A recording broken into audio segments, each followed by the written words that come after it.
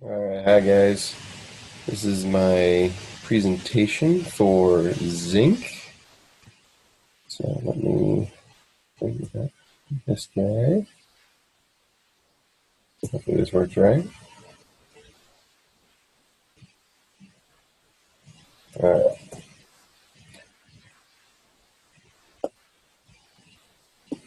so let's shrink it down a little bit. There we go. Alright,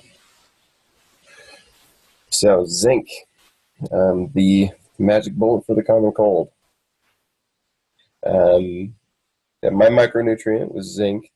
So zinc is a essential nutrient that is involved in many different bodily functions, such as the catalytic activity of enzymes, certain immune system functions, synthesis of different proteins, healing of all sorts of things, wounds, scratches, cuts, yada yada.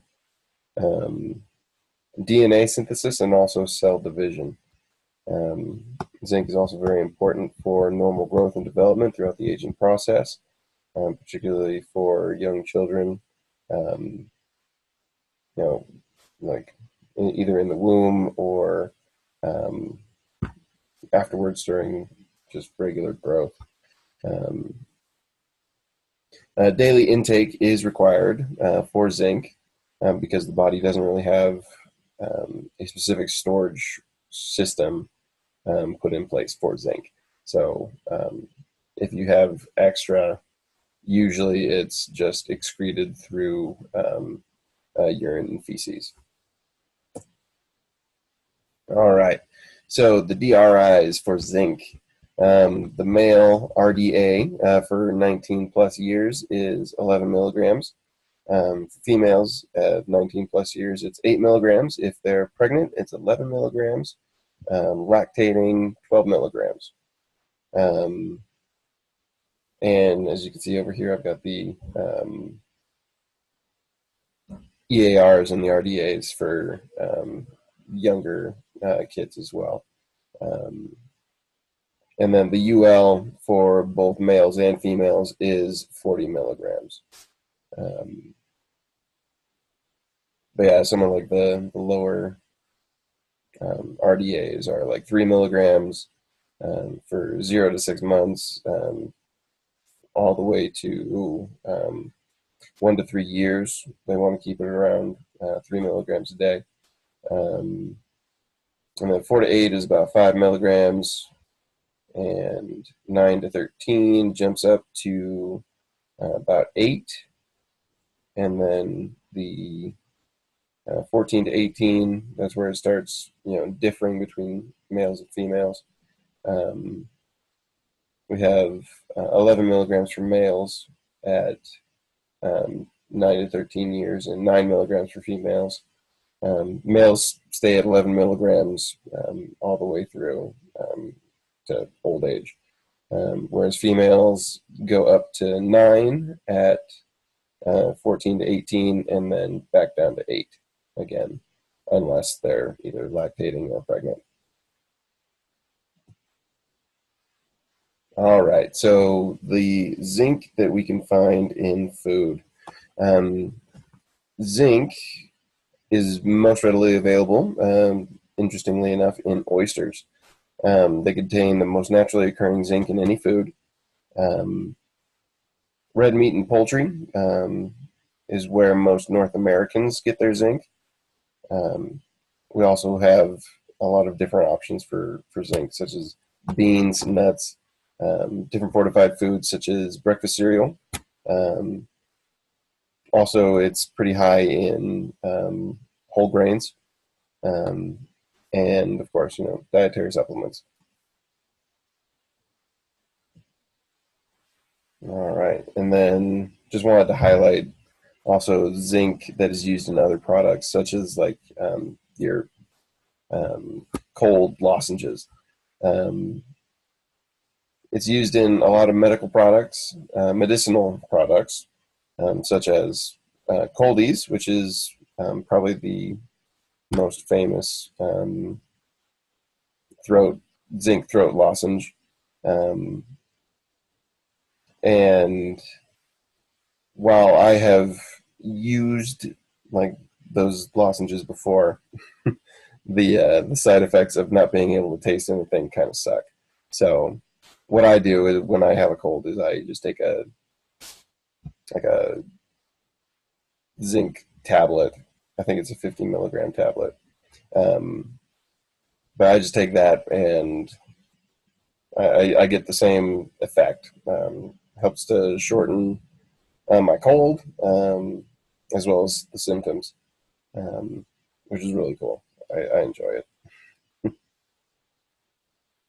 All right, and so yeah, just some of the side effects of the lozenges are upset stomach and inability to actually taste things. All right, so deficiency in zinc. Um, we have the probably the biggest things are a weakened immune system, loss of appetite, and impaired or reduced growth. Um, and just something from the book that I found that was helpful. As in many parts of the world where poverty limits food choices, zinc deficiency is a major health concern. Symptoms include loss of appetite, delayed growth, sexual maturation, dermatitis, impaired vitamin A function, alopecia, decreased taste sensitivity, poor wound healing, immune dysfunction, severe diarrhea, birth defects, and increased infant mortality. Um, yeah, as you can see, zinc deficiency can be a major problem, particularly in developing countries. Um, Here in the United States, we don't usually have um, that many cases of zinc deficiency just because we do get it so readily in our nutrition, in the food that we eat. But it does also happen every once in a while here. So zinc toxicity. Um, Toxicity, the symptoms usually appear after having 5 times the recommended daily allowance or more, which is why the upper limit is set at 40 milligrams per day. So some of the symptoms include, actually, very interestingly, most of the symptoms for deficiency were also the symptoms for toxicity, which was pretty interesting. So you're including loss of appetite, nausea, diarrhea, impaired immune system function, um, which were all included with deficiency. And then you also had reduced copper absorption and reduced functionality of copper containing enzymes. So if there's too much zinc, then it sort of, it competes with copper, um, and copper isn't allowed to um, provide the um, help that it can for your body. All right, so the nutrient function in metabolism in the body. Um, so we don't get a lot of like dietary metabolism, but we do get cellular metabolism. Um, and so zinc is readily used in cellular metabolism. Um, it's essential for the catalytic activity of nearly 300 different enzymes, which is a crazy amount of usage. So it's very essential for the body and um, for its ability to keep you running. All right. So one of my favorite things about zinc is that and the most interesting to me is its ability to somehow beat the common cold. So everybody knows you can't beat the common cold. You can't vaccinate against it. It just happens. Um, but with the bunch of studies that have been done about common cold and zinc's effect on it, it shows that there is a positive correlation in your taking of zinc and the duration that you have the common cold. Um,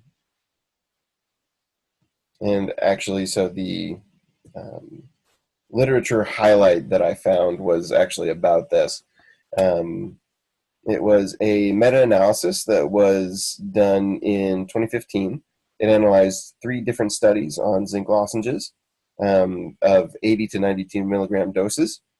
The studies showed a shortened duration for many of the symptoms, ranging from nasal discharge, nasal congestion, sneezing, sore throat, scratchy throat, cough, um, and they shortened those from the reading. It was usually about 45%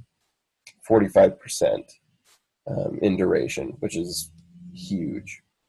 An interesting fact about that, though, is that they showed no effect on the duration of like headache and fever that also could occur with the common cold. The conclusion from this meta-analysis was that since the adverse side effects of zinc, the upset stomach and not being able to taste things, were fairly manageable, taking zinc as a treatment for the common cold,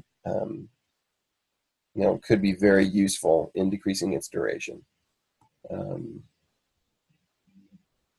so that is my presentation, and hope you guys have a great rest of the semester.